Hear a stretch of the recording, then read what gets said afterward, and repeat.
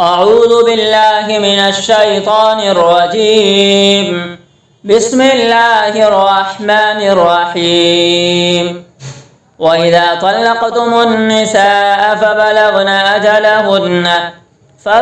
أجلهن فلا تعضلوهن أن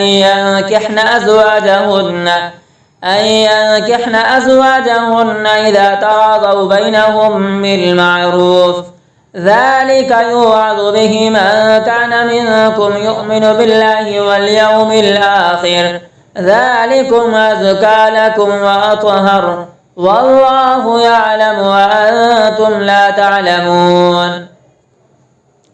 والوالدات يرضعن أولادهن حولين كاملين لمن أراد أن يتم الرضاعة، وعلى المولود له رزقهن وكسوتهن بالمعروف، لا تكلف نفس إلا وسعها، لا تضار والدة بولدها ولا مولود له بولده، وعلى الوارث مثل ذلك، فإن أرادا فصالا عن تراض منهما وتشاور فلا جناح عليهما. وإن أردتم أن تسترضعوا أولادكم فلا جناح عليكم إذا سلمتم ما آتيتم بالمعروف، واتقوا الله واعلموا أن الله بما تعملون بصير. والذين يتوفون منكم ويذرون أزواجا يتربصن بأنفسهن 4 أشهر وعشرا، فإذا بلغن أجلهن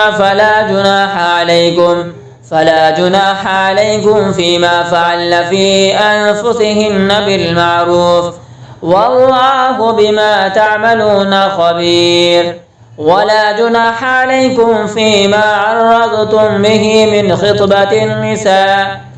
خطبة النساء وأكننتم في أنفسكم، علم الله أنكم ستذكرونهن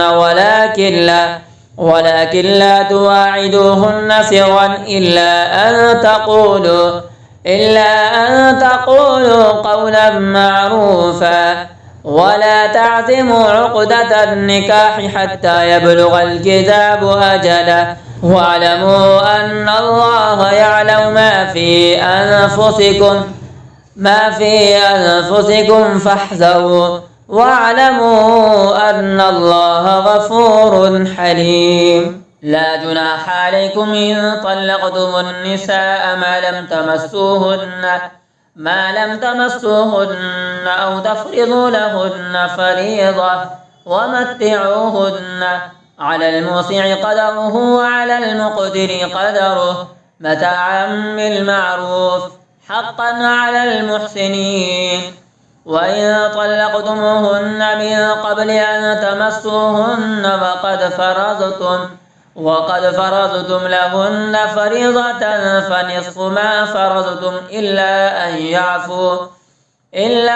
أن يعفون أو يعفو الذي بيده عقدة النكاح، وأن تعفوا أقرب للتقوى، ولا تنسوا الفضل بينكم، إن الله بما تعملون بصير. حافظوا على الصلوات والصلاة الوسطى وقوموا لله قانتين. فإن خفتم فرجالا أو ركبانا، فإذا أمنتم فاذكروا الله كما علمكم ما لم تكونوا تعلمون. والذين يتوفون منكم ويذرون أزواجا وصية لأزواجهم متاعا إلى الحول غير إخراج، فإن خرجن فلا جناح عليكم فيما فعل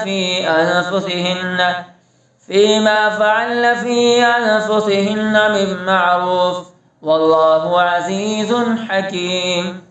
وللمطلقات متاع بالمعروف حقا على المتقين. كذلك يبين الله لكم آياته لعلكم تعقلون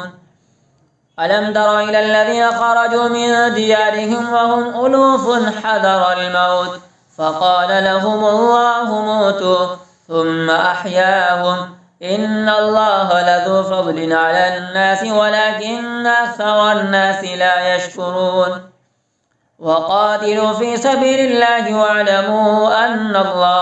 واعلموا أن الله سميع عليم من ذا الذي يقرض الله قرضا حسنا فيضاعفه له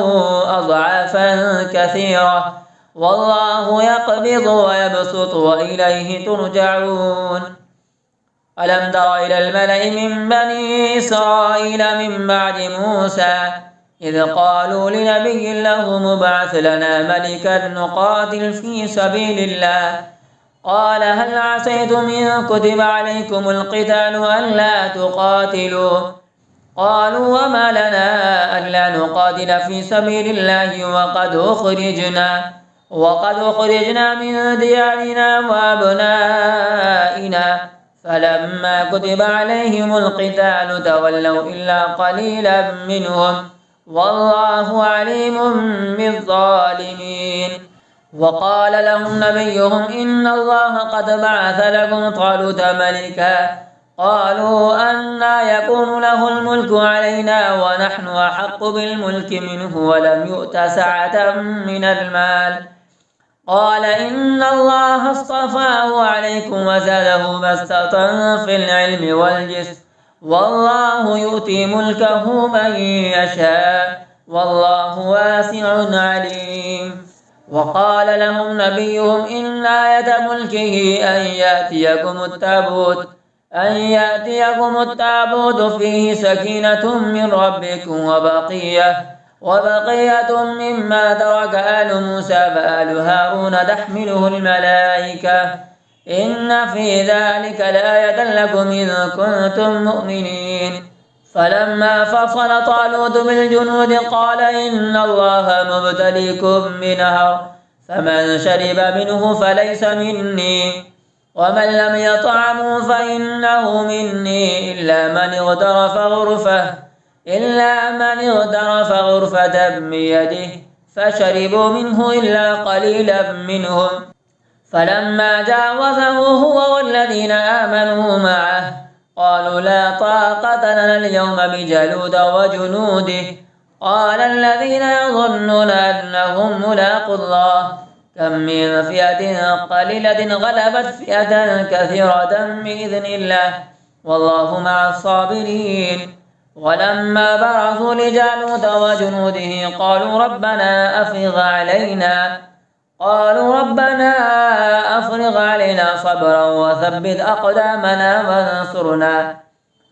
وانصرنا على القوم الكافرين فهزموهم بإذن الله وقتل داود جالوت فآتاه الله الملك والحكمة وعلمه مما يشاء ولولا دفع الله الناس بعضهم ببعض لفسدت الأرض ولكن الله ذو فضل على العالمين تلك آيات الله نتلوها عليك بالحق وإنك لمن المرسلين